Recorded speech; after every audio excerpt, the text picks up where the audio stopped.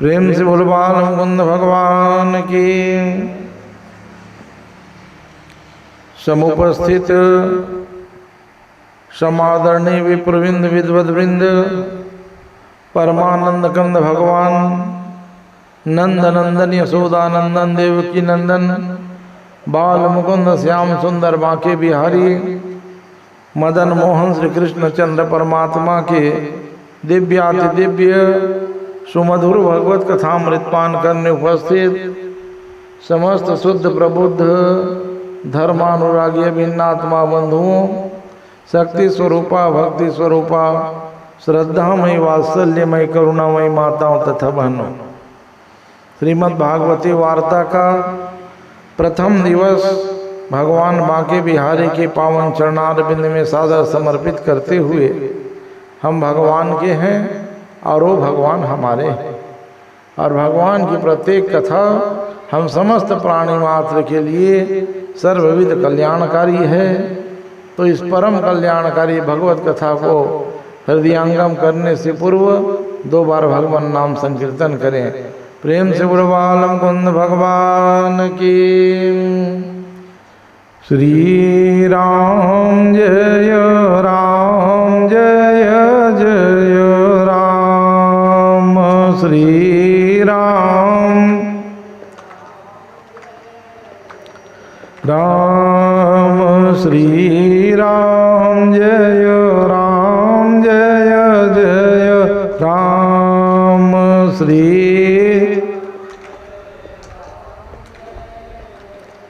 राम श्री राम जय राम जय जय राम, श्री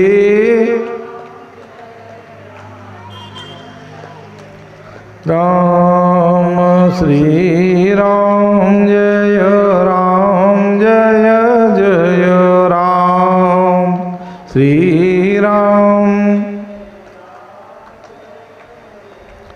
राम सीता राम मनोहर जोरी सीता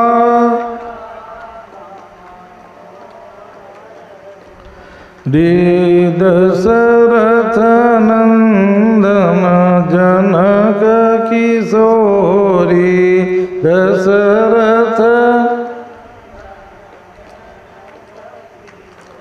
रे राधे श्याम मनोहर जोरी,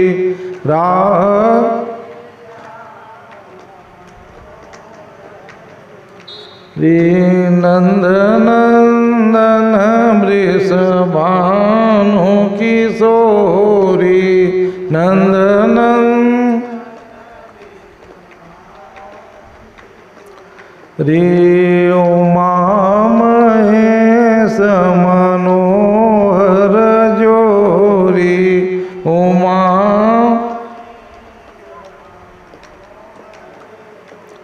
रे जगत पिता हिमवान किशोरी, जगत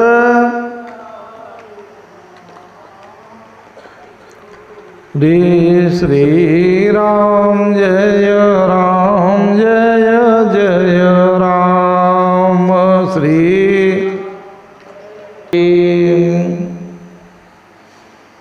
आइए सज्जनों, श्रीमद् भागवती वार्ता का प्रथम दिवस आप समस्त ग्रामवासियों के लिए मंगलमय हो, कल्याणप्रद हो। भगवान कन्हैया के पावन चरणारविंद में आप सबकी श्रद्धा और भक्ति सदैव नृत्य करती रहे। आप सभी ग्रामवासी स्वस्थ रहें, सुरक्षित रहें, आप सबका सर्वविध कल्याण हो। इन्हीं मंगल कामनाओं के साथ आइए भागवत श्री का शुभारंभ करते हैं। कल सायंकालीन बेला में आप लोगों ने गौकर्ण महात्म्य को श्रवण किया कि धुंधकारी जैसे दुराचारी जीव भी भगवान की कथा को प्राप्त करके सनातन मोक्ष को प्राप्त कर लिया। तो भागवत की कथा में पहले धुंधकारी प्रेत की कथा सुनाई गई। इसका कारण क्या है कि दुनिया के अच्छा लोग ये ना मान लें कि केवल भागवत अच्छे लोगों का है। ये भ्रम को मिटाने के लिए वेद व्यास जी ने प्रेत की कथा पहली बताई। जब प्रेत मुक्ति पा सकता है तो मनुष्य की मुक्ति पाने में कोई संदेह नहीं है। दूसरी बात कि भागवत की कथा मनवांछित फल को देने वाला है। कल्पतरु कहा गया भागवत को, और ये भागवत रूपी कथा जहाँ पे स्थापित हो जाता है वो स्थान तीर्थ बन जाता है। कथा में 3 प्रकार की गंगा बहती है। जैसे त्रिवेणी में गंगा यमुना सरस्वती बहती है, वैसे कथा जब होती है तो भक्ति, ज्ञान और वैराग्य, ये 3 प्रकार की त्रिवेणी बहती है। और ये तीनों में से एक को भी आप पकड़ लिए, चाहे भक्ति को पकड़ लो, ज्ञान को पकड़ लो कि वैराग्य को पकड़ लो, तीनों में से एक चीज को यदि हमने अपने जीवन में अपना लिया तो हमारा जीवन महान बन जाता है। तो भागवत के कुछ बात हम सबको याद रखना चाहिए। नहीं तो कोई पूछ सकता है आपसे कि कितने भागवत सुने हो, तो आप कहोगे कई सौ भागवत सुन लिए, तो बताओ भैया भागवत क्या है। कोई पूछ सकता है जो भागवत को तुम 100 बार सुने हो वो भागवत क्या है, तो तुरंत उत्तर क्या देना है ये सुन लीजिए। कोई पूछ सकता है भागवत क्या है, तो भगवान का नाम ही भागवत है। भागवत का मतलब ही भगवान है। प्रत्यक्षम कृष्ण है, वही कृष्ण ही भागवत और भगवान है। भगवान जहाँ निवास करते हैं तो भगवान के रहने के घर का नाम ही भागवत है। ये तुरंत उत्तर देना। कोई पूछ सकता है भागवत में क्या है, तो आप तुरंत बताइए 18,000 श्लोक है, 12 स्कंद है। किसने लिखा, तो वेद व्यास जी ने भागवत की पोथी को लिखा। सबसे पहले किसने सुना, तो सुखदेव जी महाराज ने सबसे पहले भागवत की कथा को सुना। और फिर सुखदेव जी ने किसको सुनाया, तो राजा परीक्षित को सुखदेव जी ने सुनाया। क्या मिलता है भागवत की कथा सुनने से, तो भागवत की कथा में 2 प्रमाण पत्र हैं, एक धुंधकारी प्रेत और दूसरा राजा परीक्षित। परीक्षित जैसे राजा अकाल मृत्यु को पार करके स्वर्ग का अधिकारी हो गए। अकाल मृत्यु का श्राप मिला है, और जो व्यक्ति की अकाल मृत्यु होती है उनकी दुर्गति अवश्य होती है। वो सनातन मोक्ष को नहीं पा सकता, क्योंकि ब्रह्मा जी के आयु से पहले तुम मर गए। तो जब तक तुम्हारी आयु पूरी नहीं हो जाती तब तक तुम्हें भटकना पड़ता है। तो इसीलिए त्रायते इति पुत्र, कल मैं यहीं से वाणी को विराम दिया था कि इसीलिए दुनिया के लोग बेटा की कामना करते हैं कि एक आध बेटा तो ऐसे होगा। पितर लोग कितने दिन तक प्रतीक्षा करते हैं जानते हो, 21 पीढ़ी तक। विचार कीजिए, 21 पीढ़ी तक के पितर लोग प्रतीक्षा करते हैं कि आज नहीं कल, कल नहीं परसों, और परसों नहीं तो बरसों के बाद एक ऐसा बेटा हमारे कुल में होगा जो हमारे उद्धार के लिए भागवत की कथा सुनाएगा। और 21 पीढ़ी तक के भी यदि हम भागवत की कथा से नहीं जुड़ पाते तब हमारे जीवन में पितर का दोष लग जाता है। आज कहते हैं ना सब कुछ बढ़िया है महाराज, देवी देवता पूजा भी करते हैं, उपास भी करते हैं, कथा भी सुनते हैं, रामायण भी सुनते हैं, लेकिन इतना उपद्रव क्यों होता है? तो इसका मूल कारण ये है हम देवता को पाने के चक्कर में अपने पितर को भूल गए, और पितर भी देवता है सच। इसलिए प्रत्यक्ष देवता है पितर। अब आप कहोगे कैसे प्रत्यक्ष? अरे शीतला मैया के पास जाएंगे, प्रार्थना करेंगे तो अप्रत्यक्ष रूप से आशीर्वाद देती है। लेकिन पितर जिसका खुद खा रहे हैं, घर किसका है? तुम्हारा है। किसानी किसकी है? खेती किसानी किसकी? जमीन भी तुम्हारे पुरखा का, जहाँ रहते वो जगह भी उसी का, रहते वो ठिकाना भी उसी का। अब वो मर गए मतलब बस हो गया? नहीं, मरने के बाद भी श्रद्धा दिखाना है पितर के प्रति। आज मोर दाई आए है, आज मोर दादा, आज मोर बुआ, आज मोर फूफू, तो वैसे तो पितर का रोज पूजन करो, लेकिन रोज नहीं हो सकता। गृह कार्य नाना जंजाल, तो इसलिए 15 दिन पितर पाक बनाया है। क्या लगता है पितर पाक में? कुछ नहीं लगता। बड़ा पूड़ी को तो तुम लोग खाओगे, लेकिन अपने खाने से पहले भैया 5 जगह निकाल दिया करो। पहला हिस्सा गौ माता के लिए, 1 टुकड़ा बड़ा बने हैं, 2 ठीक बड़ा, 1 ठीक पूड़ी, दाल भात साग पतरी में निकाल दिए। गौ माता को पहले खिलाओ। 1 गौ माता के बाद दूसरा स्थान है पक्षी का, छानही में डाल दो, छत में डाल दो, चिड़िया खा लेगी। गौ ग्रास हो गया, चिड़िया के लिए हो गया। तीसरा हो गया संत अतिथि आते हैं घर में, कुटुंब परिवार, उनके लिए एक हिस्सा निकाल दो। 3 हो गए। दरवाजे में कुत्ता है तो स्वान बलि कहा गया है, तो स्वान बलि निकाल दिए। और घर में देवी देवता, देवी देवता नहीं है, गुरु देवता है, वहां भी एक थाली बढ़िया जो बना है तुलसी दल डाले, ताली बजा दी। तो इनको खिलाने के बाद यदि हम बड़ा पूड़ी खाते हैं तो हमारे लिए प्रसाद बन जाता है। और नहीं तो कहाँ गिरे भाई? कहा पीतर में गिरे महाराज, पीतर खाए बार के। अच्छा काका खाए बा? वो 56 प्रकार की बनरीस महाराज। तो जेखा नाम से पीतर है भाई, तेन ला कुछ बोला जान में नहीं करन महाराज, मरैया मर गई या तो क्या खा गए भैया? दाल भात तो अपने घर में रोज खाते हो। पीतर का प्रसाद तुमको कब मिलेगा? जब भोग लगाओगे। तो जो व्यक्ति मरा है उसके फोटो को रख दो। कुटुंब परिवार के लोग जो चीज बने हैं, दाल भात सब्जी पूड़ी सब एक थाली रखो, उसमें तुलसी दल डाल के ताली बजाओ, आचमन कराओ, और वो जो बचा उसको सब बेटा माई पुरखा सब बांट के प्रसाद है के खा लो। तब तो पितर के प्रति हमारा, जिनका खाते हैं उनको भूल जाते हैं।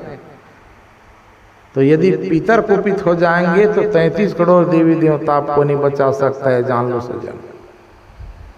इसलिए जितना पितर का पूजा जरूरी है उतना ही देवता का। देवता और पितर एक दूसरे के पूरक हैं सजन। मैं बहुत अच्छी बात बता रहा हूँ कि देखो, श्राद्ध का मतलब होता है श्रद्धा। श्राद्ध का मतलब श्रद्धा कि अपने माता के प्रति, पिता के प्रति हम कितनी श्रद्धा रखते हैं, उसी का नाम श्राद्ध है। तो श्रद्धा में जिसके पास धन संपत्ति है वो पिंड दान कर देता है पुरोहित को बुला के। अब हम लोग गुरु परंपरा को मानने वाले हैं तो हमारे घर में पिंड निषेध है सज्जनों, ध्यान देना। जो कबीर साहिब के कंठी पहले हैं उनके घर में पिंड दान जरूरी नहीं है। कहाँ जरूरी नहीं है? घर में। लेकिन तीर्थ में कहीं भी मना नहीं किया गया है, क्योंकि घर आपका है, लेकिन तीर्थ सबका है, इसलिए जरूरी नहीं है घर में नहीं पड़ा पाए पिंडा, कोई बात नहीं, क्योंकि हम गुरु के पिंड में विश्वास, हमारा शरीर, तो ये अच्छी बात है। लेकिन कभी समय मिले ना तीर्थ जरूर जाया कर। और तीर्थ जब चले गए तो वहाँ जलांजलि देने में, तिलांजलि देने में और पिंड दान करने में भी कोई प्रकार का अपराध नहीं है, क्योंकि बेटा अपने पिता के ऋण से कब ऋण होता है? जब पितरों के उद्धार के लिए क्रिया करता है। तो इसलिए गांव में रहते हो तो कुटुंब परिवार को खिला दिया करो। 1 साल दाई के नाम से, 1 साल दादा के नाम से, 1 साल बहनी बेटी में रहते करो नाम से।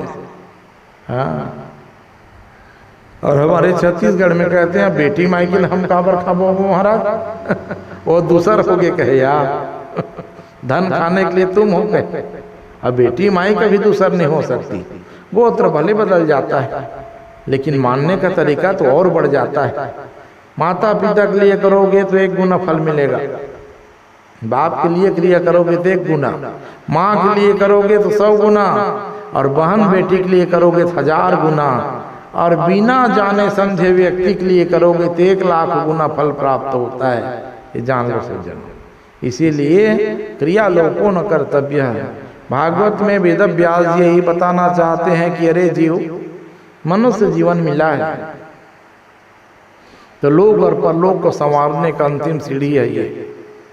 तो आइए, भागवत जी का जब शुभारंभ हुआ तो वेद व्यास जी ने विचार किया मैं किसकी वंदना करूं के,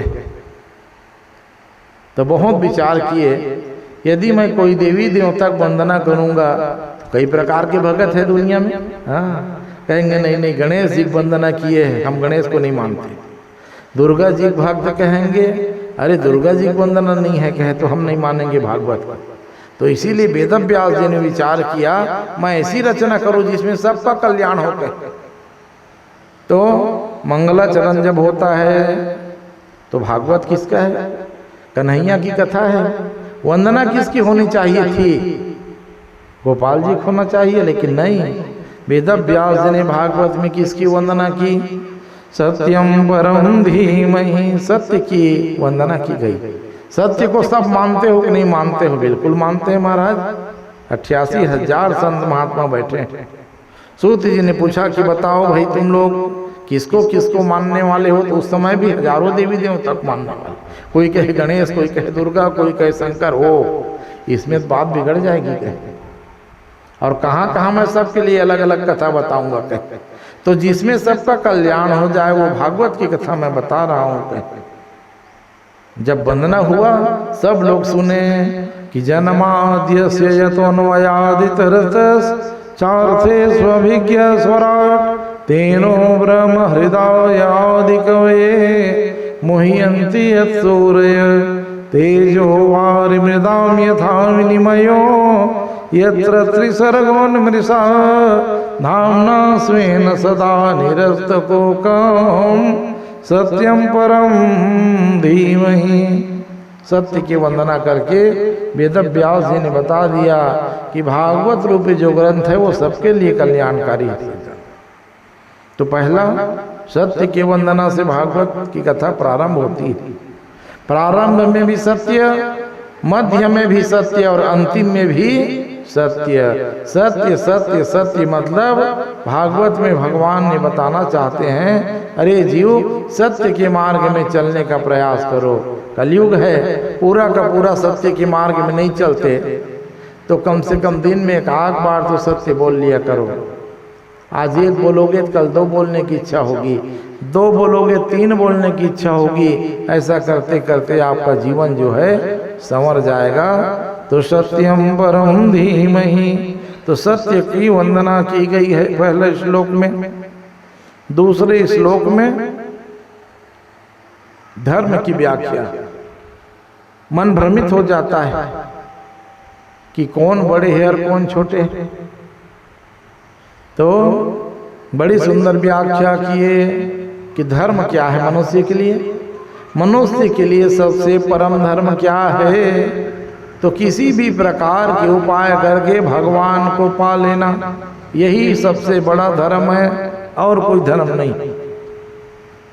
धर्म न दोषर, मानस में पढ़ते हो आप कि धर्म न दोषर सत्य समाना अवगम निगम पुराण बखाना नहीं सत्य सम पातक पुंजा गिरि सम होई की कोटि का गुंजा। दुनिया में असत्य से बढ़कर कोई पाप नहीं है और सत्य से बढ़कर कोई दूसरा पुण्य नहीं हो सकता। सज्जनों, हम लोग बड़भागी हैं कि 7 दिन का संकल्प लेकर के हम लोग भागवत की कथा सुन रहे हैं। अपने कल्याण के लिए नहीं, पूरे गांव के कल्याण के लिए भागवत की कथा सुन रहे हैं। तो इसको सुनने का पूरा फल कब मिलेगा? तो 7 दिन की भागवत में 1 दिन तो कम से कम हम सत्य का आचरण करें। चल भैया, आप दिन भर में झूठ नहीं बोलूंगा, ये सबसे बड़ा व्रत है। हाँ, आज सुबह से शाम तक मुझे झूठ नहीं बोलना है। तो ये भागवत की कथा सुनना सार्थक हो जाएगा। 7 दिन में एक भी दिन यदि हम भगवान के नाम से सत्य का संकल्प लेकर के जीवन जी लिए तो हमारा जीवन सार्थक हो जाएगा। तो भागवत में पहले सत्य का, दूसरे धर्म का निरूपण किया है। और धर्म का मतलब क्या है कि धार्यते इति धर्म।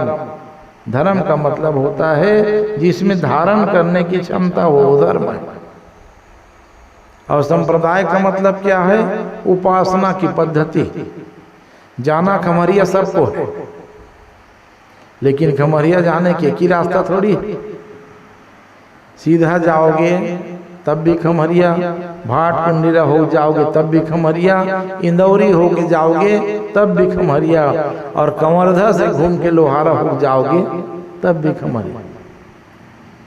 तो कहने का मतलब है जाना तो सबको है, ठिकाना में जाना है। ये तय हो गया कब? जब जन्म लेके आए। बताओ, नहीं तो कोई कह सकते हो कि हम नहीं जाएंगे। जाने का ठिकाना तो उसी दिन तय हो गया जिस दिन जन्म हुआ है, लेकिन जाने का तरीका चुका है। और धीरे धीरे वो वृक्ष बन के तैयार हो जाएगा, तब हमारा कल्याण होता है। तो सुखदेव जी राजा परीक्षित को कथा सुनाएंगे। और अभी जो कथा सुन रहे हैं वो सूत जी और सौनक का संवाद चल रहा है। तो सौनक नाम के महात्मा ने कहा, महाराज हम आपसे 1 नहीं 2 नहीं 3 नहीं 6 प्रश्न करना चाहते हैं कि।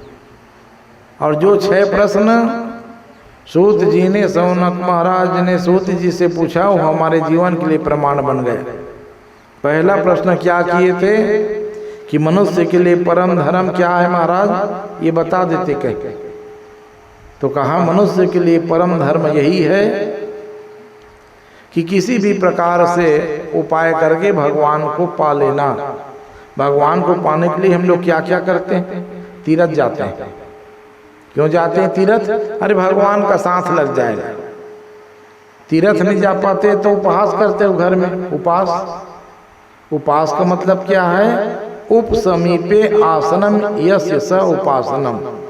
हम उपासना करते हैं कि हे भगवान आपका साथ हमें मिल जाए, इसलिए उपास करते हैं। भगवान को पाने का तरीका है। कोई कीर्तन गाता है, कोई भजन गाता है और कोई कथा सुन लेता है। तो भगवान को पाने का कई प्रकार है। तो किसी भी प्रकार से भगवान को पा लेने का नाम ही धर्म है सज्जन। दूसरा, मंदिर जाते हैं तो मन कभी कभी भ्रमित हो जाता है कि कौन बड़े हैं और कौन छोटे हैं। कोई कहता है गणेश जी बड़े देवता है, कोई कहते हैं दुर्गा मैया सबले बड़े हैं, कोई कहते हैं शंकर भगवान बड़े हैं। तो सूत जी से सौनक महात्मा ने पूछा कि भैया बड़े ते के होगा, सबसे बड़े कौन है बता देते के। तो भागवत में कहा कि देखो, यथा तरोर्मूल निषेचनेन, जिस तरह से हम लोग पानी कहाँ डालते हैं? पेड़ के जड़ में। और बढ़ता कौन है? पेड़ बढ़ता है, डाली थंगाली बड़े बड़े फल लग जाते हैं। वैसे दुनिया में जितने देवी देवता हैं उन सब का जड़ कौन है? भगवान नारायण। नारायण से ही सभी प्रकार के देवी देवता की उत्पत्ति हुई। अच्छा महाराज, तो नारायण श्रेष्ठ है कहे। तो फिर 3 देवता की बात में तीनों का काम भी बता देते कहे। ब्रह्मा विष्णु महेश, एक से हो गए 3। तो ब्रह्मा को दायित्व दिया गया तुम सृष्टि का निर्माण करो। भगवान नारायण ने कहा तुम बनाओगे उसको मैं खिलाऊंगा कहे। और भगवान शंकर से कहा गया यदि कोई उपद्रव करे ना तो शिव शंकर प्रलयंकर सबको तो समाप्त कर देना। बनाने वाले इस बड़ा खिलाने वाला है। बना छोड़ देता है ब्रह्मा जी, लेकिन खिलाने काम भगवान नारायण करते हैं, इसीलिए वो श्रेष्ठ हैं। अच्छा महाराज, तीसरा प्रश्न है कि वेद में भगवान का नाम है अजन्मा, मतलब नहीं, और जिसका कभी जन्म न हो उसका नाम अजन्मा है। तो जब भगवान अजन्मा है तो राम और कृष्ण बन के कैसे जन्म ले लिए महाराज? मन भ्रमित हो गया, क्या समझ में नहीं आया? जब भगवान अजन्मा है तो फिर उनका जन्म कैसे हो गया? तो सूत जी महाराज हंसने लगे और कहा कि देखो सौनकादिक ऋषियों, भगवान जो होते हैं उनका जन्म नहीं होता, भगवान का अवतार होता है। जन्म किससे? मातृगर्भ से जो जन्म लेके आता है योनि मार्ग से, उसे जन्म कहा गया। जीव की उत्पत्ति जन्म से, और परमात्मा प्रकट होते हैं, चाहे राम बने चाहे श्याम बने। कैसे गाते हो नहीं? भय प्रगट कृपाला दीन दयाला कौशल्या हितकारी। राम बन के आए तब भी प्रकट हुए हैं, और कृष्ण बन के आए तब भी प्रकट हुए। तम अद्भुतम बालक मम्बुजे क्षणम, अद्भुत प्रकाश हुआ है बंदीगृह में। तो देवता जो होते हैं वो जन्म नहीं लेके अवतार लेके आते हैं। और कितने अवतार हुए हैं हमारे भारत की भूमि में, ये आप बता देते कहीं? तो देखो भागवत में पूरे 24 अवतार की कथा आती है सज्जन। कोई कोई कथा को सूक्ष्म रूप से और कोई कोई कथा को विस्तार रूप से गाया गया है भागवत में। तो आज पहला दिन है, तो भगवान की बैठी, भगवान के पूरे 24 अवतार की कथा भागवत में बताई गई है। तो सौनकादिक ऋषियों ने पूछा, महाराज आप हमें जो 6 प्रश्न हम कर रहे हैं उसका उत्तर दे देते कहे। पहला, मनुष्य के लिए परम धर्म क्या है? दूसरा, श्रेष्ठ कौन है? तीसरा, भगवान का नाम जन्मा है तो जन्म कैसे लिए? चौथा, भगवान के कितने अवतार हुए हैं? 24 अवतार हुए हैं सज्जन। पांचवा, वक्ता कौन श्रेष्ठ है? और छठवा, जब भगवान अपनी लीला करके चले गए तब फिर धर्म अकेले पड़ गया होगा, तो धर्म किसके सहारे रहा ये बता देते कहे। धर्मम को शरणम गतः। तो सुखदेव जी ने कहा, सूत जी महाराज ने कि हे सौनकादिक ऋषियों, आपके 6 प्रश्न का उत्तर मैं बाद में दूंगा कह, लेकिन उससे पहले मैं परम वीतराग संत सुखदेव जी महाराज का स्मरण करना चाहता हूँ। ओ सुखदेव जी, यदि सुखदेव जी नहीं होते तो दुनिया में भागवत की कथा सुनाता कौन? तो सुखदेव जी महाराज के जीवन चरित्र की कथा भागवत में बताई गई है। हम लोग भी रोज जय बुलाते हैं, प्रेम से बोलो सुखदेव महाराज की, लेकिन ये सुखदेव कौन है, कहाँ से आया? तो पूरी कथा बताई गई कि देखो, सुख मतलब होता है तोता, मिट्ठू कहते हैं छत्तीसगढ़ी में। तो सुखदेव कौन है? तोता है। किसके घर के तोता है? हमारे घर के पिंजरा में रहने वाला नहीं, गौलोक धाम में राधा रानी की गोदी में खेलने वाला है तोता है। तो एक दिन राधा रानी कहती है, बेटा सुखदेव जान, अरे दुनिया में बहुत प्रकार के जीव दुखी हैं, तो उनको बेटा सुख देने के लिए जन जन में भागवत धर्म का प्रचार कर देना। सुखदेव जी कहते, नहीं माँ कहे, मैं मृत्यु लोक में जाऊंगा ना तो आपका नाम लेना भूल जाऊंगा, नहीं जाऊंगा कहे। तब राधा रानी कहती है, बेटा जा, मैं वचन देती हूँ तुम्हारे ऊपर किसी भी प्रकार का माया मोह का असर नहीं होगा। ये देखो, तब तैयार हुए सुखदेव जी महाराज हमारे मृत्यु लोक में आने के लिए। तो कोई भी जीव जब जन्म लेके आता है भैया, तो उसको जन्म लेना पड़ता है, सीधे थोड़ी आ जाएगा, ब्रह्मा सृष्टि का निरादर हो जाता।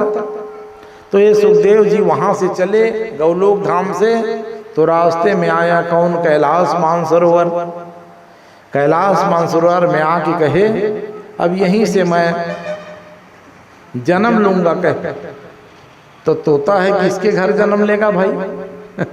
तोता के घर में जन्म लेगा। तो हिमालय के पर्वत में एक तोता और तोती जो है निवास करते थे, तो सुखदेव जी महाराज उन्हीं के गर्भ में प्रवेश किए। और कुछ दिन के बाद अंडा के रूप में प्रकट हो गए। देखो अंडा पहले होता है, जीव की उत्पत्ति उस अंडा में बाद में होती है। तो अभी सुखदेव जी अंडा के रूप में प्रकट हैं सज्जनों, जीव नहीं पड़ा है अभी। और कैलाश मानसरोवर बहुत ठंड है, बर्फ का पहाड़ है, और ये भगवान भोलेनाथ का रहने का ठिकाना भी है। तो कैलाश मानसरोवर में बर्फीली हवाएं चलने लगी। जब आंधी तूफान चलने लग गया तो तोता और तोती कहे चल प्राण बचा के भाग जाए, अंडा को घोंसला में छोड़ के भाग गए। एक बार जोर से हवा का झोंका आया, घोंसला सहित अंडा गिर के धड़ाम से फूट गया। जैसे अंडा फूटा नारद जी को चिंता हो गई, कहा हाय ये अंडा यदि फूट जाएगा तो सुखदेव जी का जन्म नहीं होगा, और जब तक सुखदेव जी नहीं आएंगे तब तक भागवत की कथा दुनिया को कौन सुनाएगा। तो मैं ऐसी नाटक लीला करूं जिससे सुखदेव जी महाराज का जन्म भी हो जाए और भगवान शिव पार्वती में लड़ाई झगड़ा भी हो जाए। कभी सुने हो शिव पार्वती में लड़ाई झगड़ा? हाँ, लेकिन नारद जी ऐसे संत हैं, ब्रह्मा जी और ब्रह्मांड में भी लड़ाई झगड़ा करा दिया, लक्ष्मी और नारायण में भी लड़ाई झगड़ा करा दिया हूँ कहे। लेकिन अभी तक के भगवान शंकर और पार्वती मैया में लड़ाई झगड़ा नहीं हुआ है। चलूं कहे जा करके ऐसी लीला करूं जिससे शिव पार्वती में लड़ाई झगड़ा भी हो जाए और वही लड़ाई झगड़ा से सुखदेव जी महाराज का प्रकट भी हो जाए। ऐसा विचार करके नारद जी पहुंच गए। प्रातःकालीन बेला थी, नारायण नारायण कहते हुए। तो भोले बाबा तो बैठे थे, पूजा कर रहे थे, ध्यान लगा था। इशारा किए नारद जी को, अरे आओ आओ नारद आओ, कहे जाओ कहे घर में तुम्हारी माँ के साथ बैठ के जल जलपान भोजन करना और पूजा करके मैं वापस आऊंगा। कहे नारद जी ने कहा अच्छा समय मिल गया। कहे सीधे गुफा में प्रवेश की। पार्वती मैया देखी, कहे वो नारद आया है, आओ आओ बेटा नारद, बहुत दिन में आए हो रे। कहे सुंदर आसन लगा के बैठाई। नारद जी बैठ गए, जल जलपान सुंदर भोजन कराई। नारद जी से पूछने लगी, बेटा बहुत दिन में आए हो, कोई विशेष बात लेके आए हो तो बता देते। कहे हाँ माँ, आज मैं बहुत विशेष बात लेके आया हूँ। कहे कौन सी बात? कि ये जो गृहस्थी होते हैं ना माँ, देखो नारद जी लीला कर रहे हैं, ये गृहस्थी होते हैं वो छली प्रपंची होते हैं। कहे ये झूठ लबारी बोलने में प्रवीण होते हैं, इसीलिए मैं गृहस्थी घर आना जाना छोड़ दिया हूँ। पार्वती मैया कहे नहीं नहीं बेटा, वेद शास्त्र सब जिसकी प्रशंसा करते हैं वो गृहस्थ जीवन है, और तुम कहते हो गृहस्थ जीवन बेकार है। हाँ माँ, तो मैं दुनिया की बात तो नहीं जानती, अपना बात बताते हूँ बेटा। नारद कहे मेरे घर के समान कोई दूसरा घर नहीं है। कहे दुनिया के लोग प्रमाण मानते हैं हमारे जीवन को। कहे हम लोग भी गाते हैं भवानी शंकर वंदे श्रद्धा विश्वास रूपिणो। श्रद्धा और विश्वास के रूप में हमारे दुनिया में पूजा होती है बेटा, और तुम कहते हो कि गृहस्थी लोग छली प्रपंची होते हैं। हाँ माँ, कैसे? तो बताओ भोले बाबा आपसे कितना प्रेम करते हैं। पार्वती मैया कहती है कि उतना प्रेम दुनिया में कोई कर। तब भगवान शंकर ने कहा तुम्हारी प्रसन्नता के लिए मैं तुम्हें अमर कथा सुनाऊंगा। कहे भगवान शंकर ने जब अमर कथा सुनाया सज्जनों कैलाश मानसरोवर में, तो क्या कह दिया? एकांत आदेश दे दिया रुद्रगण को, जाओ रे। कहे यहाँ तक कि अपने बेटा गणेश और कार्तिक को भी पास नहीं रखा। विचार कर लीजिए, क्योंकि वो कथा के अधिकारी केवल पार्वती मैया है। के एकांत कहना था, सब के सब कैलाश को छोड़ के नीचे आके नंदी भृंगी गणेश जी आज भी जाओगे कैलाश मानसरोवर तो सबका ठिकाना अलग अलग है। विचार 7 दिन और 7 रात तक के सब कैलाश को छोड़ के नीचे आ गए थे। एकांत बोल दिए थे भगवान शंकर। सब जब खाली हो गया तब भगवान ने कहा देखो देवी, ये जो अमर कथा मैं तुम्हें सुना रहा हूँ उसको सुनने के 3 विधान है। हाँ, भागवत की कथा सुनने के भी 3 विधान है, चौथा है कि नहीं। पहला क्या है कि भागवत की कथा कभी भी सुनना हो तो बोलने वाले के सामने बैठ के सुनना चाहिए, पहला नियम है। और भागवत कथा कहने वाले के पीछे बैठ के सुनोगे तो अपराध होता है। पार्वती मैया कहिए तो बड़ा सरल नियम है, कहे एक आप हो और मैं हूं, कहे आपके बिल्कुल ठीक सामने बैठूंगी महाराज, आसन लगा के बैठ गई, एक नियम पूरा हो गया। भगवान शंकर से कहे दूसरा बताओ, कहे दूसरा नियम है भागवत की कथा का, अमर कथा का, कि बीच में इधर उधर की बात नहीं करना भाई, कहे और जरूरी है बोलना तो वहां से उठ के चले जाओ और जाके बाहर में बात करो। पार्वती मैया हंसने लग गई, अच्छा बताते हो महाराज, 2 के छोड़ कोई तीसरा है ही नहीं है, कहे आप कथा सुनाओगे मैं कथा सुनूंगी और किसके साथ बात करूंगी, दूसरा नियम भी मैं पार कर गई। तब भगवान ने कहा कि तीसरा बड़ा कठिन नियम है। पार्वती मैया कहती है मैं बड़े से बड़े कठिन नियम का पालन करूंगी, आप बताइए तो सही। तब भगवान शंकर ने कहा कि देखो देवी, भागवत की कथा में सोना नहीं चाहिए, जो सोया वो खोया। पार्वती मैया कहती है मैं सोऊंगी, कह ये योगिनी को मैं नचाती हूँ उंगली में, कह 64 जो योगिनी है उसी में एक निद्रा देवी भी है, तो अपने उंगली में नचाती हूँ, कहे 64 योगिनी भूत प्रेत पिशाच को निद्रा मेरे ऊपर कैसे आके बैठेगी, कहे ये मैं नहीं जानता, कहे तो तीनों विधान मैं बता दिया, कहे बिल्कुल पूरे तीनों नियम का पालन करूंगी महाराज। ये 3 तो नियम जो है शास्त्र का है और एक नियम बनाने का अधिकार व्यास को दिया है सज्जन। एक नियम कथा में व्यास बना सकता है, तो नियम कौन है? हर व्यास का एक नियम हो सकता है। अब मेरा नियम क्या है? मेरा एक नियम है ये भैया, अगरबत्ती मत जला, और आप लोग पालन भी करते हो, ये मेरा नियम है, क्योंकि मैं भागवत कथा करने बैठा हूँ। आप लोग अगरबत्ती जलाओगे, यदि धुआं मेरे नाक में आएगी कथा बंद हो जाएगी, एलर्जी है धुआं से मेरे को, वो भी अगरबत्ती बस। तो भगवान शंकर ने ठीक वैसे कहा कि देखो देवी, 3 नियम तो धर्म के हैं, एक नियम मेरा ये है कि मैं जब भी कथा सुनाता हूँ तो आंख बंद करके कथा सुनाता हूँ, और तुम सुन रही हो कि नहीं सुन रही वो मुझे पता कैसे चलेगा? तब पार्वती मैया कहती है मैं हुकारू भरूंगी, कह छत्तीसगढ़ी में पहले दाई माई कथा सुनाते थे ना, तो एक जने हुकारू देने के लिए होता था, आओ हाँ जी। लेकिन पार्वती मैया विशुद्ध संस्कृत में क्या कहती थी? ओम। भगवान शंकर कथा सुनाते थे तो हुकारू भरने समय ओम ओम कहती थी। चलिए महाराज कथा सुनाइए, कहे भगवान शंकर जी ने मंगलाचरण किया और भगवान की कथा सुनाने लग गए। और वो कथा कौन है जानते हो?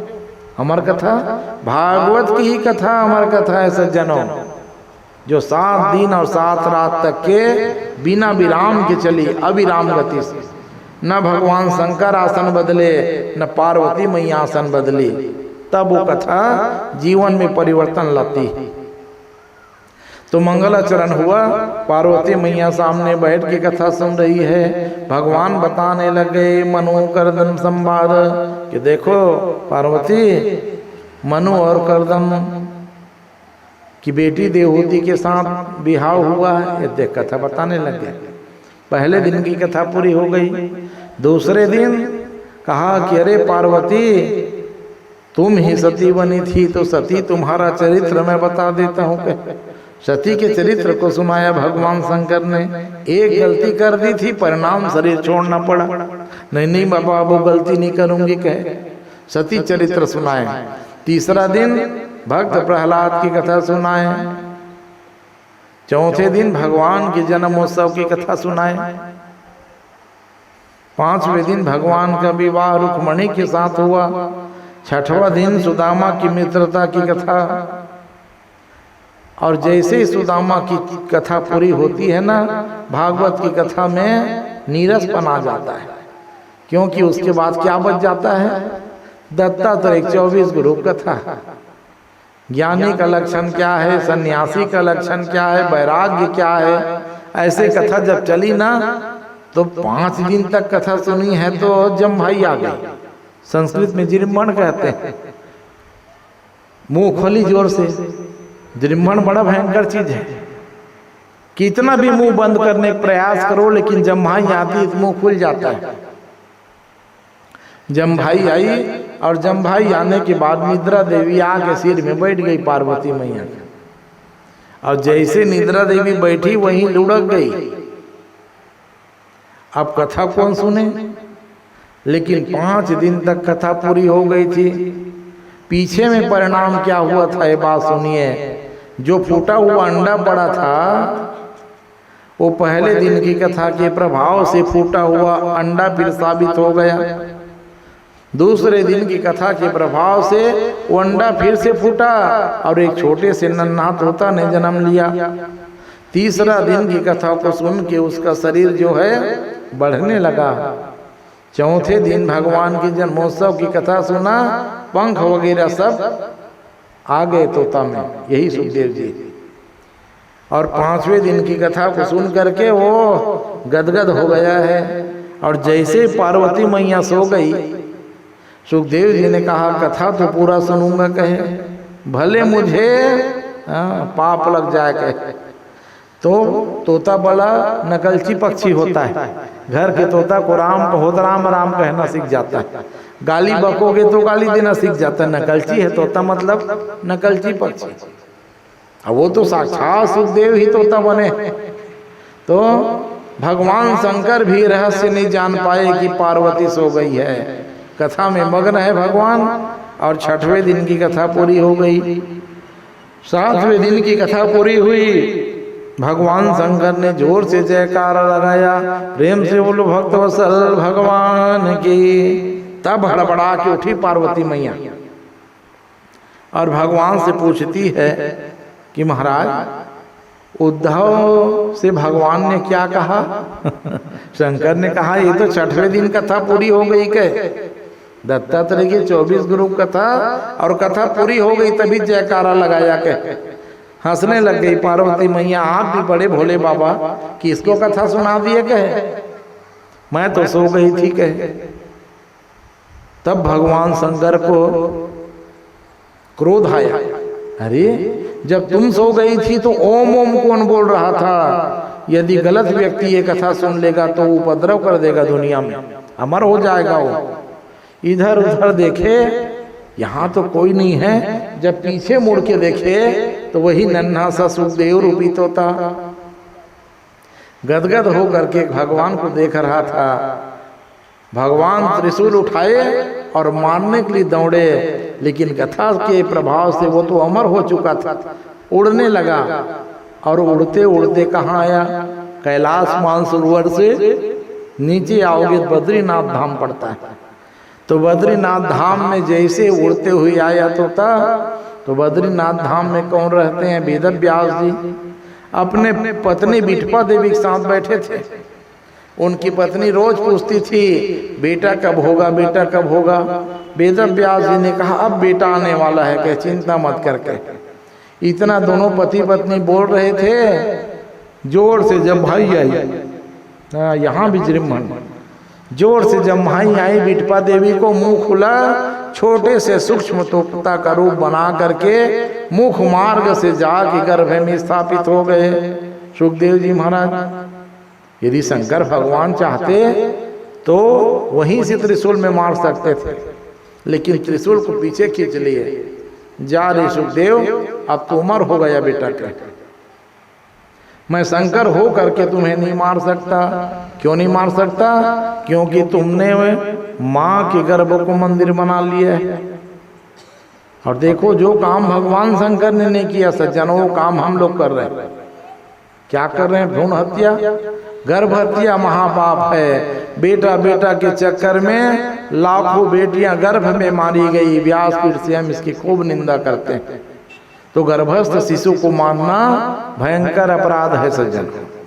भगवान शंकर ने दुनिया को बता दिया एक कथा के प्रभाव से। तो शंकर जी लौट के चले गए, जा रे सुखदेव तुम्हारा कल्याण हो बेटा के।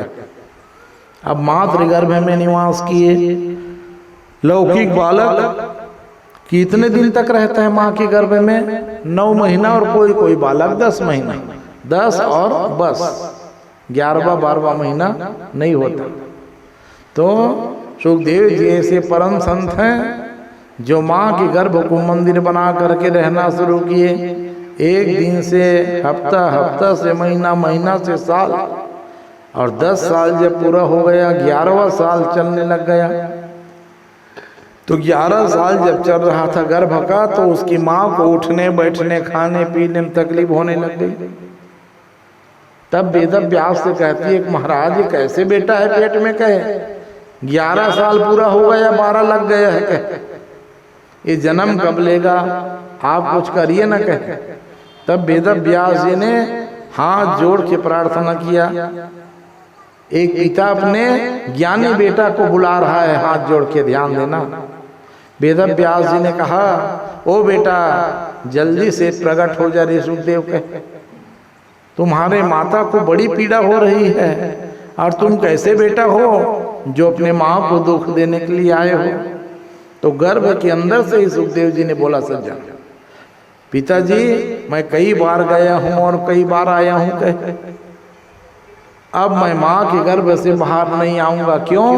क्योंकि जैसे ही माँ के गर्भ से बाहर आऊंगा, भगवान विष्णु की माया मुझे मोह लेगी, कहे। तब वेद व्यास जी ने कहा, मैं वचन देता हूं बेटा, जल्दी जन्म लेके आ जा रे, माया मोह से तुम परे हो गए। नहीं नहीं पिताजी, कहे स्वयं भगवान नारायण आकर के वचन देंगे, कहे यदि शंख चक्र गदा पद्म लिए वो नारायण आकर के मुझे वचन देंगे तब मेरा जन्म होगा। वो भगवान जो होते हैं वो भक्त के अधीन होते हैं। जैसे सुने भगवान नारायण वहीं प्रकट हो गए।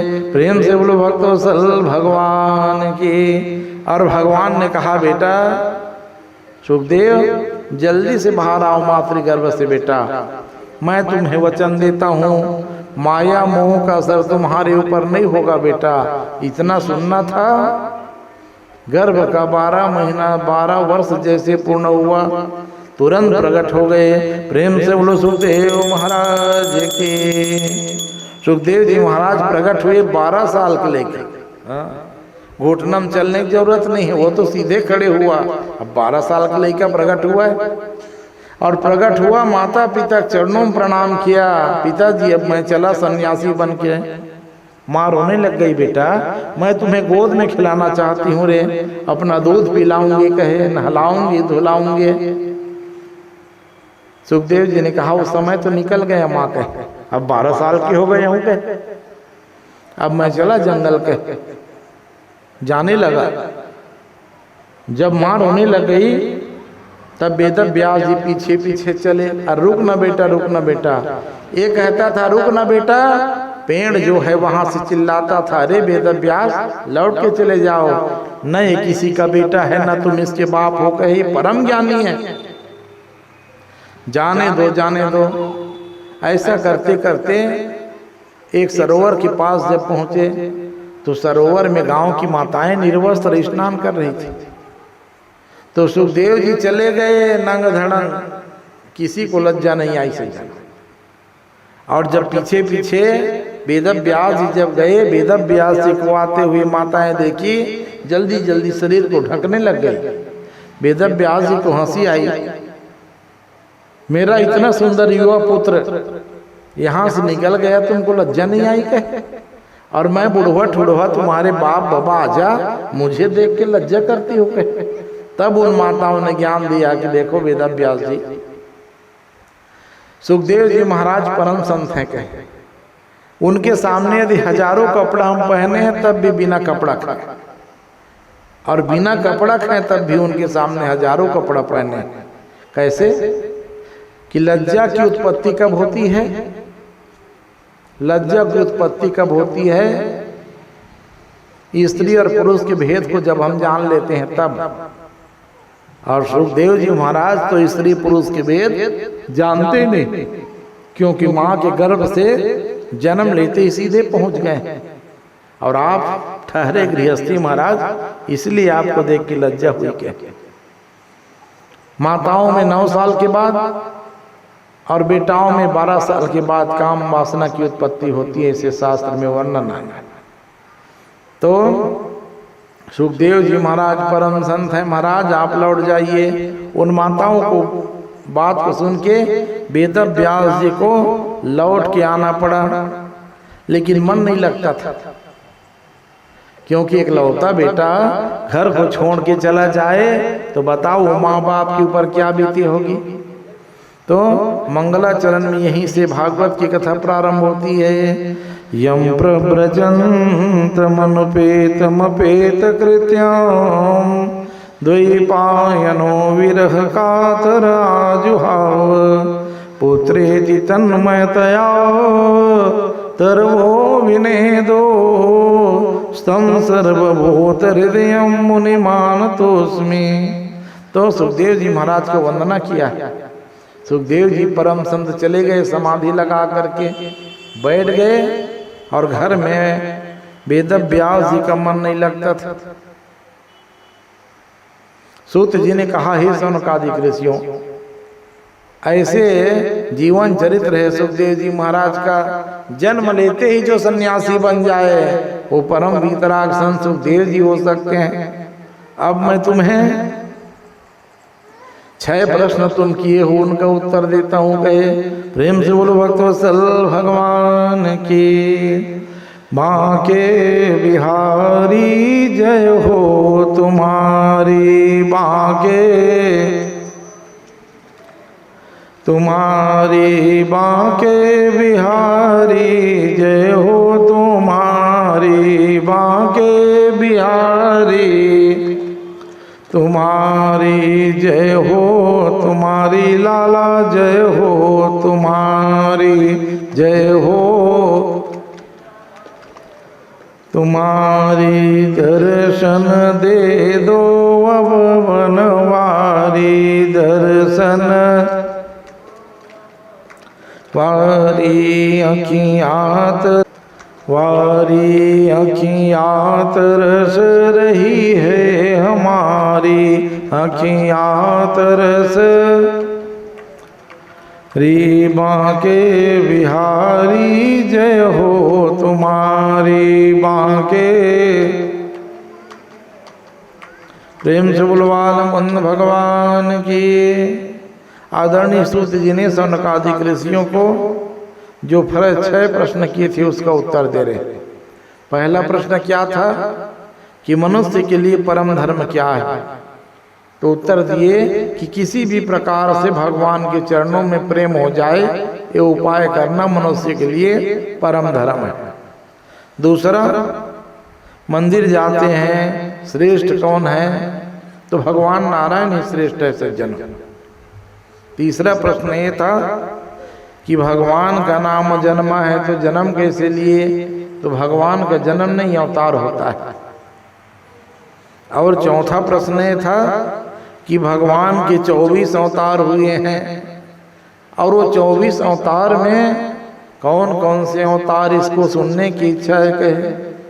तो देखो, पहले दिन की भागवत की कथा में भगवान के 24 अवतार की कथा आती है कि 24 अवतार जो हुए भगवान के, वो हमारे भारत की ही भूमि में हुआ है।